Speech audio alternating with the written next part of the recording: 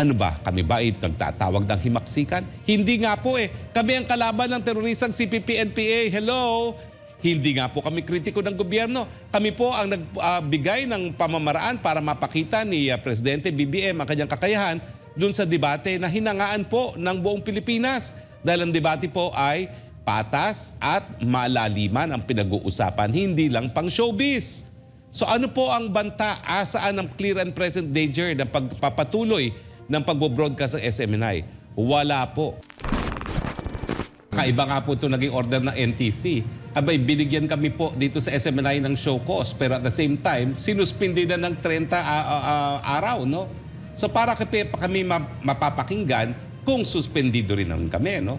Alam niyo po, ang trabaho natin dito sa SMNI ay talagang napaka-importante po sa demokrasya. Tayo po ay nagtataguyod ng malayang pananalita at malayang pamamahayag.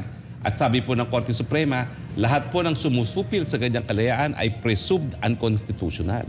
Nasa burden po ng NTC ipakita kung ano yung mga basihan para masuspindi kami. Ano ba? Kami ba ay nagtatawag ng himaksikan? Hindi nga po eh. Kami ang kalaban ng terorisang CPP-NPA. Hello? Hindi nga po kami kritiko ng gobyerno. Kami po ang nagbigay ng pamamaraan para mapakita ni Presidente BBM ang kanyang kakayahan dun sa debate na hinangaan po ng buong Pilipinas. Dahil ang debate po ay patas at malaliman ang pinag-uusapan, hindi lang pang showbiz. So ano po ang banta, asaan ang clear and present danger ng pagpapatuloy ng pagbo-broadcast ng SMNI? Wala po. At itiniming pa nila sa Pasko na alam nila na halos walang makakagalaw, no? Dahil saradong lahat, no? Pero sa tingin ko nga po, dahil dito sa internet, hindi pa rin sila magwawagi. No? Mabuti na lang po, mababa naman talaga ang viewership pag Pasko. At mabuti na lang po, nandyan nga ang internet. At kinakailangan na, kung dati-rate meron tayong mosquito press, ngayon naman meron tayong bulong-bulungan press. Kailangan sabihin nyo sa inyong mga kapitbahay, sa inyong mga kaibigan, tuloy pa rin ang pagpapasiwalat ng katotohanan ng SMNI sa pamamagitan ng internet, YouTube, Facebook, Rambler at Twitter. Biglaan, attorney, at alam natin na nasa gitna tayo ng mga investigasyon dito sa Kamara. Ito ba ay pagtugon na rin doon sa mga proposed resolutions of House Bill o mga reklamo nito mga mambabatas dahil nakumbinsi itong NTC na tayo ay suspindihin? Siguro sabihin na lang natin natakot ang NTC na baka mamaya may mangyari sa kanilang budget sa susunod na taon, no, kapag hindi sila gumalaw. Alam mo, sa totoo lang, yung resolution na yan, hindi yan produkto ng Kongreso. Yan ay sense lamang ng Kamara. So walang legal effect yan.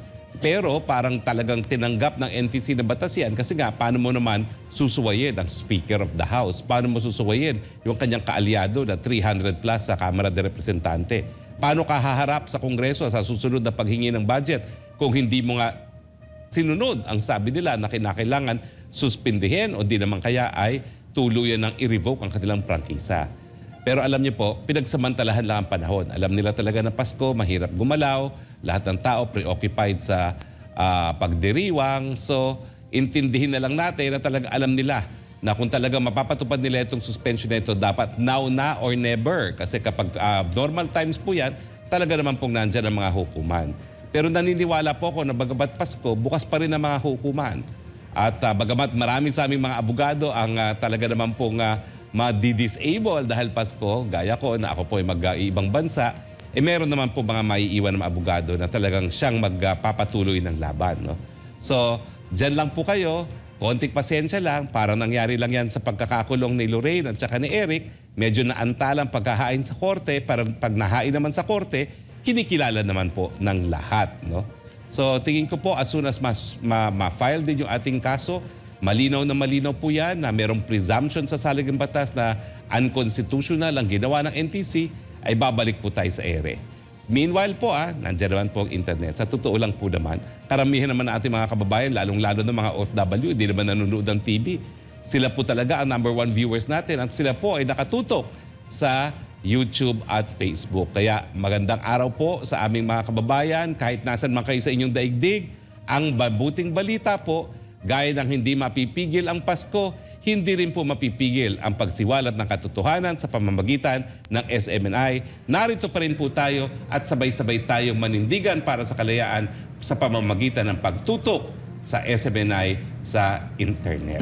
Attorney, ito bang mga pangyayaring ito sa SMNI, makakapaghimok ba ito sa taong bayan at sa mga stakeholders na magkaroon ng malayang diskusyon, malalimang diskusyon, makapagpahayag pa sila ng malaya sa kanilang mga saloobin or magdudulot ng chilling effect? Well, yan nga po sabi ng Korte Suprema sa kaso ng Chavez versus Gonzales, na ang pinagbabawal ng saligang batas hindi lang yung aktual na panunupil, kung hindi kahit anong gagawin ng gobyerno na magiging dahilan para magkaroon ng chilling effect doon sa pag-exercise ng karapatan na yan. No? So obviously, ang intention po nila ay magkaroon ng chilling effect. Mensahe po to sa lahat ng media installation. Wag na wag yung pupulaan ang speaker, ha? Parang meron na po tayong les majest ngayon. Alam niyo yung les majest, batas po yan sa Thailand, na bawal pintasan ang hari, otherwise kulong ka.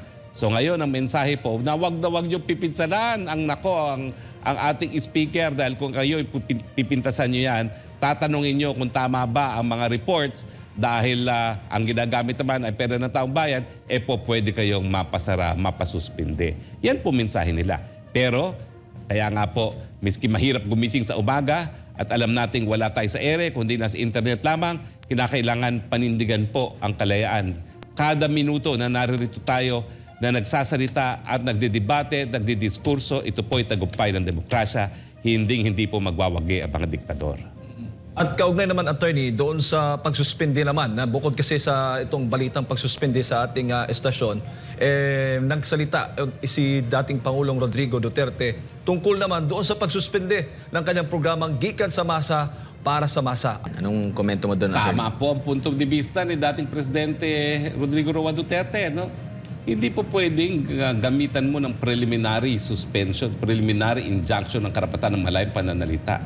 Yan nga po ay garantyado ng saligang batas.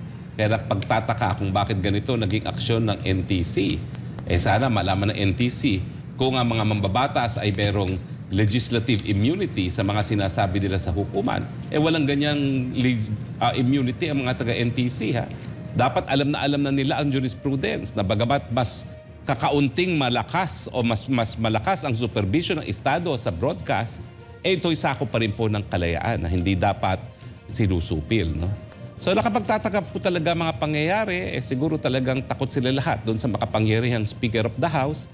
Pero habang natatakot po sila sa Speaker of the House, nayuyurakan naman ang ating demokrasya, nasisira ang ating demokrasya.